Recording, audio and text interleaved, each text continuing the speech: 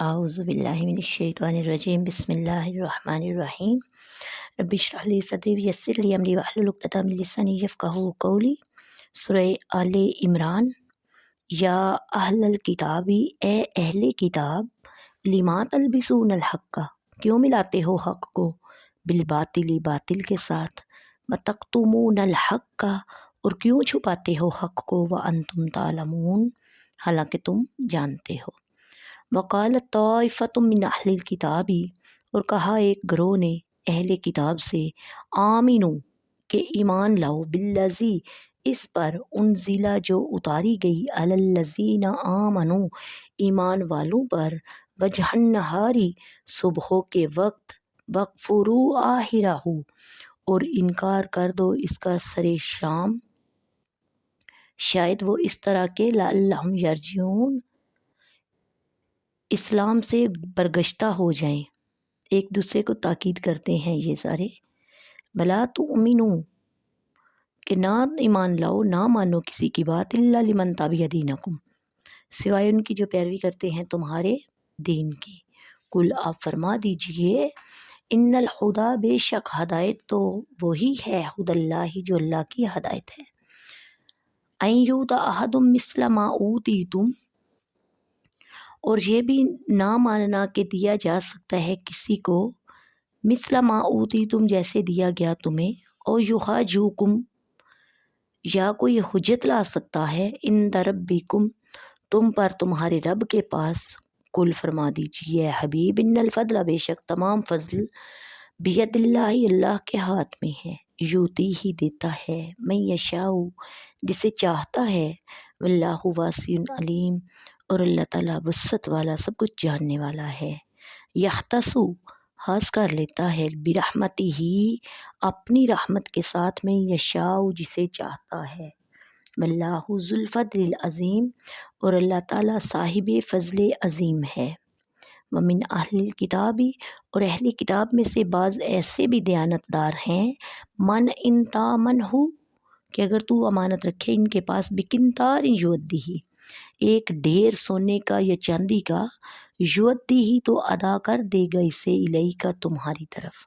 ومنہم، ان میں سے بعض وہ بھی ہیں، من ان تامنہ بدینار، کہ اگر تو امانت رکھے ان کے پاس ایک اشرفی، لا یؤدیہ، نہ واپس کرے گا وہ اسے، الیک، تیری طرف، الا ما دمت علیہ، مگر جب تو اس کے سر پر کھڑا رہے، قائماً، کھڑا رہے۔ ذالک، یہ بددیانتی کی وجہ یہ ہے، بانہم قالوا لیس علینا فی الامیین سبیل، کہ وہ کہتے ہیں کہ نہیں ہے ہم پر ان پڑھوں کے معاملے میں کوئی گرفت، یقولون، اور وہ لوگ یہ کہتے ہیں، علی اللہ الکذب، اللہ پر جھوٹ بولتے ہیں، وہم یعلمون، حالانکہ وہ جانتے ہیں۔ بلا، کیوں نہیں، من اوفی بعہدہ، ہاں کیوں نہیں، جس نے پورا کیا اپنا وعدہ، واتقی، اور پرہیزگار بنا، فإن اللہ یحب المتقین، اور بے شک اللہ تعالیٰ محبت کرتا ہے پرہیزگاروں سے۔ ان الذین، بے شک جو لوگ، یشترون، خریدتے ہیں، بعہد اللہ، اللہ کے عہد، وایمانہم، اور اپنی قسموں کے عوض، ثمنا قلیلا، تھوڑی سی قیمت پر، اولئک، وہی لوگ، لا خلاق لہم فی الآخرۃ، یہ وہ بد نصیب لوگ ہیں جن کا کوئی حصہ نہیں ہے آخرت میں۔ ولا یکلمہم اللہ، اور نہ ہی بات کرے گا اللہ تعالیٰ ان سے، ولا ینظر الیہم، اور نہ ہی دیکھے گا ان کی طرف، یوم القیامۃ، قیامت کے دن، ولا یزکیہم، اور نہ انہیں پاک کرے گا، ولہم عذاب علیم، اور ان کے لیے دردناک عذاب ہوگا۔ بسم اللہ الرحمن الرحیم۔ تفسیر سورہ آل عمران کی آیت نمبر 72۔ وقالت طائفۃ من اہل الکتاب، اور کتابیوں کے ایک گروہ نے کہا، یہودی اسلام کی مخالفت میں دن رات نئی نئی سازشیں کیا کرتے تھے۔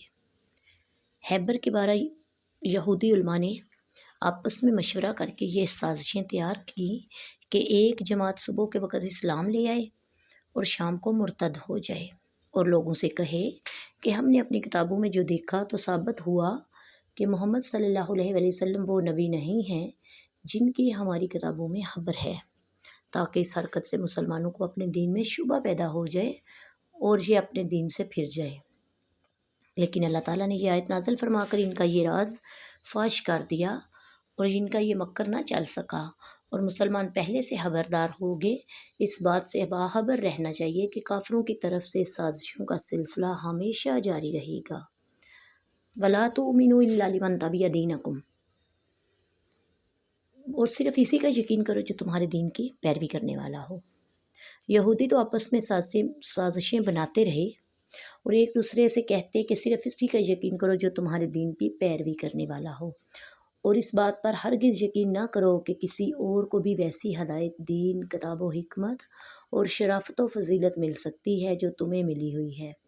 یہودیوں کے کہنے کا مقصد یہ تھا کہ نبوت صرف بنی اسرائیل کو ملی ہے، اس کے سوا کسی اور قبیلہ کو نہیں ملی، چونکہ نبی کریم صلی اللہ علیہ وآلہ وسلم بنی اسرائیل سے نہیں بلکہ بنی اسماعیل میں سے ہیں، لہٰذا یہ نبی نہیں ہے۔ یہودی اس بہانے سے لوگوں کو اسلام سے روکتے۔